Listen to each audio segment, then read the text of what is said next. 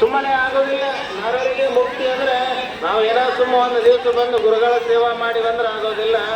ಆಪ್ತ ಅಂಗ ಸದ್ಭಾವ ಅಂತಕ್ಕಂಥ ಗುರುವಿನ ಸೇವಾ ದಾಸಾನುದಾಸನಾಗಿ ಗುರುವಿನ ಸೇವಾ ಮಾಡಿದಾಗ ಮಾತ್ರ ನಮಗೆ ಸದ್ಗತಿ ದೊರೀತದ ವಿನ ಅಲ್ಪನ ಗುರುಕೃಪ ನಮಗಾಗೋದು. ಯಾರು ಹೋದರೆ ಎತ್ತಿಸ್ಕೋಬೇಡ್ರಿ, ನೀವು ಕೇಳಕ್ಕೆ ನೋಡ್ಬೇಕಿಲ್ಲ ಕಾರ್ಯಕ್ರಮ ಹಾಲಾಗೋದಿಲ್ಲ.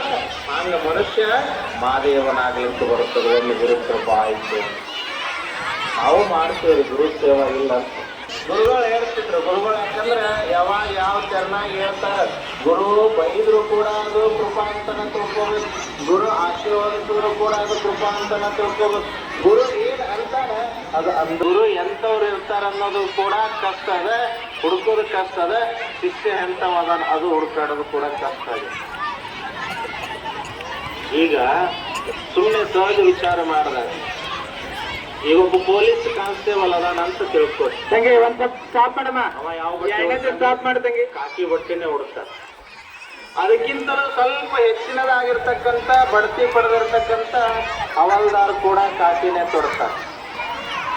ಅದಕ್ಕಿಂತ ಮೇಲಾಧಿಕಾರಿಯಾಗಿರ್ತಕ್ಕಂಥ ASI ಅವನು ಕೂಡ ಕಾಕಿನೇ ತೊಡ್ತಾನೆ. ಮತ್ತು ಅದಕ್ಕಿಂತಲೂ ಮೇಲಾಧಿಕಾರಿಯಾಗಿರ್ತಕ್ಕಂಥ PSI ಅವನು ಕೂಡ ಕಾಕಿನೇ ತೊಡ್ತಾನೆ. ಮತ್ತು ಅವನಿಗಿಂತಲೂ ಮೇಲಾಧಿಕಾರಿಯಾದ CPI ಅವನು ಕೂಡ ಕಾಕಿನೇ ತೊಡ್ತಾನೆ.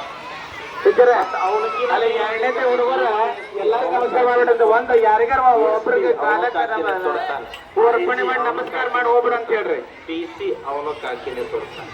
Power moves the world forward. This is where the real progress gets built.